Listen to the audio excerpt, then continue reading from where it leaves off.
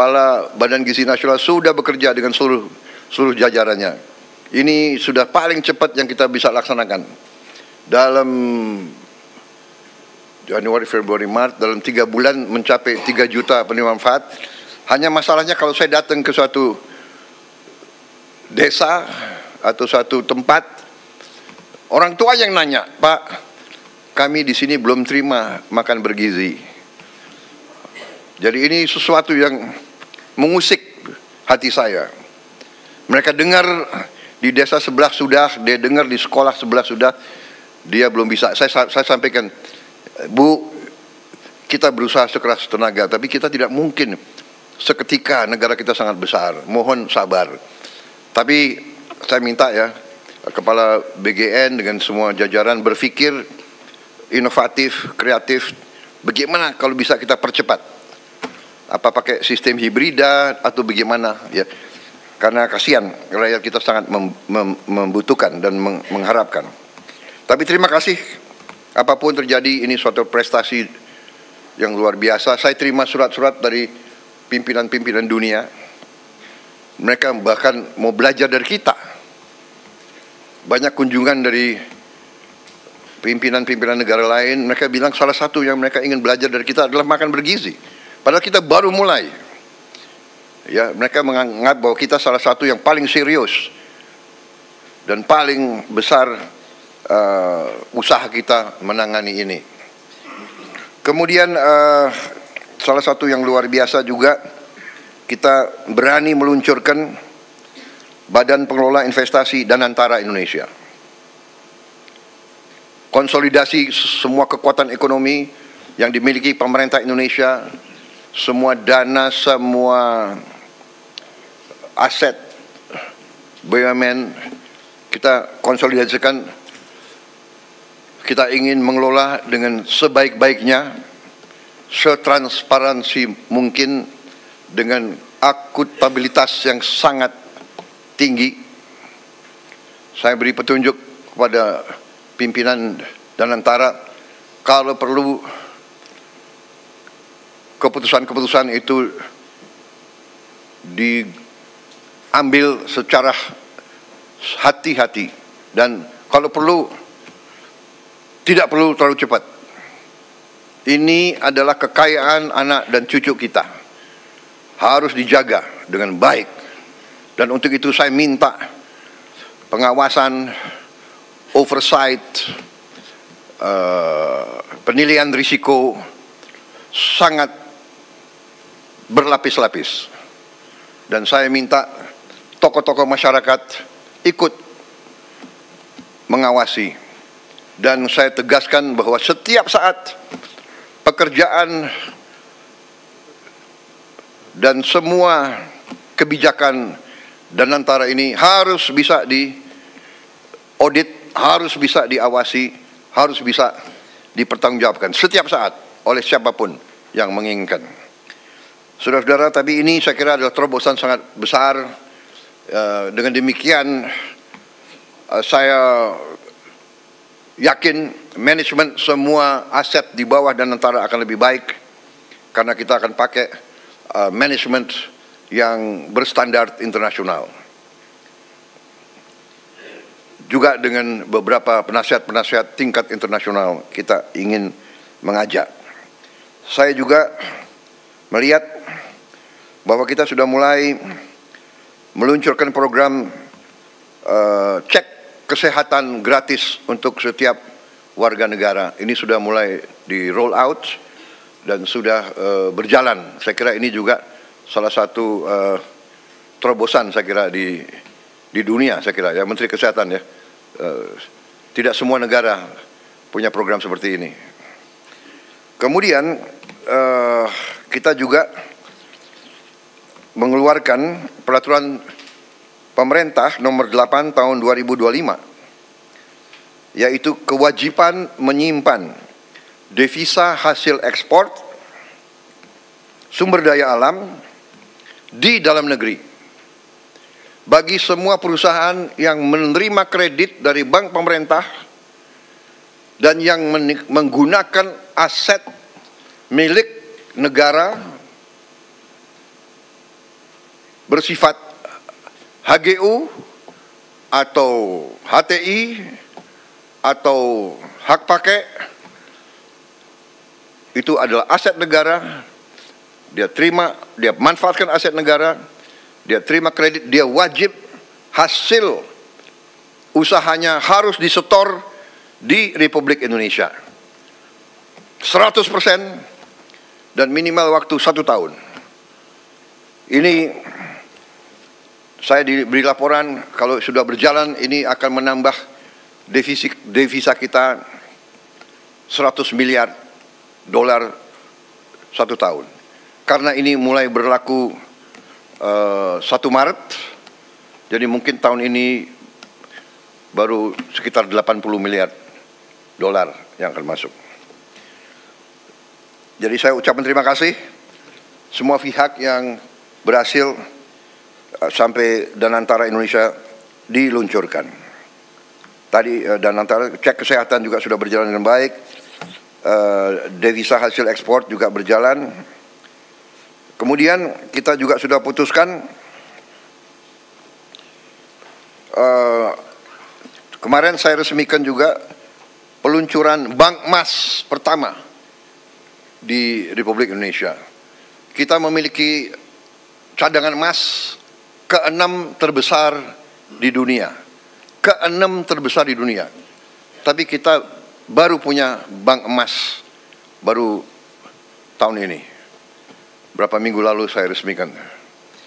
Jadi juga terima kasih semua pihak yang akhirnya kita sekarang punya bullion bank, bank emas, sehingga rakyat bisa menyimpan emasnya di Indonesia dan tidak di negara lain. Ada negara lain tidak punya satu pun tambang emas, tapi dia punya bank emas, kan itu aneh itu. Kemudian saudara-saudara, kami sudah putuskan juga untuk membangun tahun ini, kita harap sudah segera akan mulai dibangun 200 sekolah rakyat berasrama untuk SD, SMP, SMA berasrama, dan ini sekolah berasrama ini diperuntukkan untuk kaum yang kurang mampu khususnya. Jadi kita dengan ini kita hendak memutus mata rantai kemiskinan. Anak orang kurang mampu, anak orang miskin tidak boleh miskin. Katakanlah bapaknya sekarang pekerjaannya sangat sederhana, dia umpamanya tukang pemulung, anak dan cucunya tukang pemulung tidak boleh jadi tukang pemulung. Dia harus kita berdayakan. Ini rencana kita, dan kita akan bangun tahun ini 200 sekolah berasrama tersebut. Satu sekolah akan terdiri, kita harapkan 1000 murid. Mungkin tahun-tahun pertama akan belum sampai 1000, tapi nanti saya berharap ya Menteri Sosial, Menteri Dikdasmen, mungkin berapa, dalam 6 bulan bisa mencapai 1000 murid masing-masing sekolah. Bisa? Hah? Tahun 4? Tahun depan? Tahun depan ya? Tanggal berapa? Coba dicatat. Loh, ini harus bertanggung jawab itu ya. Rakyat minta hasil yang cepat, saudara-saudara. Ya, ini sangat penting, dan yang akan segera kita resmikan 53. Yang segera mungkin 3 bulan ini bisa kita resmikan 53 sekolah. Ternyata Kementerian Sosial sudah punya gedung-gedungnya, sudah punya arealnya, jadi tinggal kita renovasi sedikit. Kita ingin segera 53, sisanya yang 147 akan segera menyusul. Kita harap tiap tahun 200, sehingga dalam 5 tahun kita minimal akan punya 1 sekolah berasrama di tiap kabupaten. Dan itu harus di tempat-tempat di mana terdapat kantong-kantong kemiskinan. Kita ingin memutus rantai kemiskinan. Kita ingin menghilangkan kemiskinan dalam waktu secepat-cepatnya. Dan ini saya yakin bisa kita kerjakan. Nanti Menteri Koordinator Perekonomian, kemudian Menteri Keuangan, kemudian nanti mungkin Menteri Sosial akan sedikit kasih penjelasan singkat, termasuk juga saya minta Ketua LPS menyampaikan kondisi ekonomi secara umum, sehingga kita dapat gambaran real apa yang telah kita kerjakan, dan kita akan nanti dapat bayangan betapa besar upaya bangsa Indonesia untuk memberi kesejahteraan kepada rakyatnya. Dan berkali-kali saya katakan, ini bukan hanya prestasi kita, ini adalah kerja keras presiden-presiden sebelum kita, menteri-menteri kabinet sebelum kita. Tidak ada pembangunan bangsa yang bisa dikerjakan dalam 5-10 tahun. Pembangunan bangsa Indonesia ini adalah perjuangan lama. Mulai dari tahun 45 dan seterusnya, ada naik dan turun, ada krisis, ada hambatan, ada gangguan-gangguan negara asing berkali-kali, ya kan? Kita tidak mau nyalahkan siapapun, tapi kita sering diganggu. Kita harus sekarang belajar dari sejarah. Kita harus belajar. Dan sekarang kita semua unsur harus berjiwa besar. Kita atasi perbedaan dengan musyawarah. Kita terima kritik dengan besar hati, tapi kita jangan mau diadu domba. Kita harus bekerja dengan baik untuk rakyat kita. Saudara-saudara, kemudian salah satu juga keputusan besar kita adalah kita dalam waktu dekat akan membentuk 75.000 sampai 80.000 koperasi desa. Ada yang berbasis pertanian, ada yang berbasis nelayan, dan ada yang berbasis lain. Tapi intinya adalah kita ingin ekonomi desa, ekonomi rakyat yang paling bawah bergerak dengan cepat, memobilisasi kekuatan yang kita punya untuk menggerakkan seluruh ekonomi, dan ini akan ada suatu dampak yang sangat besar, keyakinan kami. Saudara-saudara, juga kita juga berhasil bekerja sama dengan swasta, sehingga THR bagi pekerja swasta, BUMN dan BUMD bisa diberikan paling lambat 7 hari sebelum Hari Raya Idul Fitri. Tahun ini pemerintah juga menaruh perhatian khusus kepada para pengemudi dan kurir online yang untuk pertama kalinya akan menerima bonus Hari Raya. Ini karena kerjasama juga dengan pengusaha swasta.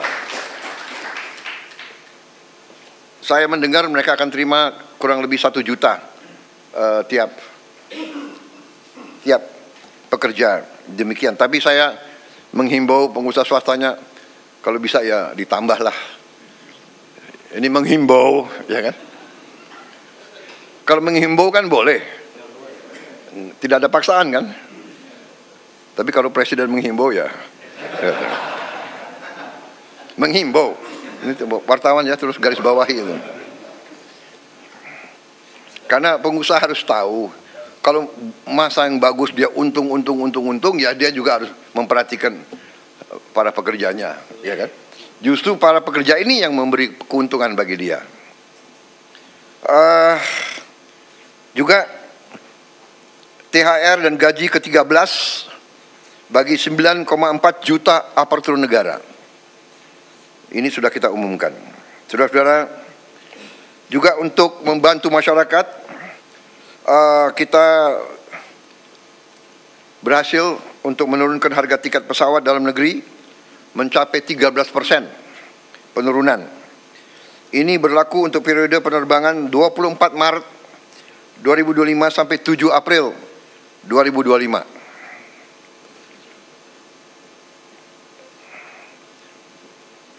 nanti Presiden juga akan menghimbau, kalau bisa ditambah, tapi menghimbau. Enggak, ini sudah luar biasa. Kemudian penurunan tarif jalan tol sebesar 20% di berbagai ruas jalur mudik selama 2 minggu. Juga diskon 25% penurunan harga untuk tiket kereta api sesuai tanggal yang ditentukan.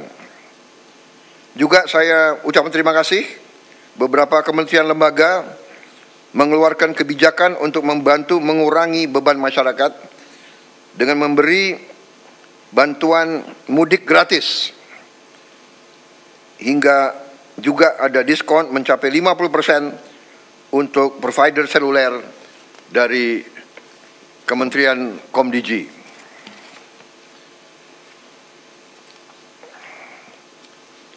Saya kira dengan demikian persiapan mudik saya harap benar-benar disiapkan dengan baik. Kemudian alur lalu lintas dijamin harus berjalan lancar melalui jalur darat, kereta api, udara, dan laut. Tentunya Menteri Perhubungan yang akan leading dalam pengendalian dan koordinasi hal ini semua. Menteri Perdagangan memantau terus ketersediaan bahan pangan dan harga bahan pokok. Juga kita antisipasi bahwa di sektor pariwisata ini juga akan meningkat dan perlu antisipasi dari Menteri Pariwisata hal-hal yang harus disiapkan. Tentunya segi keamanan Polri, TNI, BIN, Kemenhub, BUMN, dan kementerian lain ikut semuanya membantu untuk memantau keamanan. Di bidang industri dan tenaga kerja juga berjalan baik. Saya juga minta pelayanan publik, terutama semua rumah sakit harus siap, semua fasilitas kesehatan, juga sektor perbankan disiapkan dengan baik. Peringatan dan informasi cuaca, saya juga mohon terus masyarakat diberi informasi terus-menerus. Saudara-saudara sekalian, saya kira demikian pengarahan saya, petunjuk-petunjuk saya tentang persiapan ke arah Hari Idul Fitri. Tapi pada garis besarnya saya ucapan terima kasih kepada semua menteri, semua kepala badan yang telah bekerja keras. Dan saya kira untuk yang terbuka sudah selesai. Terima kasih media. Sekarang adalah paparan dan pengarahan tertutup untuk konsumsi kita sendiri dalam rangka persiapan ke depan. Terima kasih, saudara sekalian.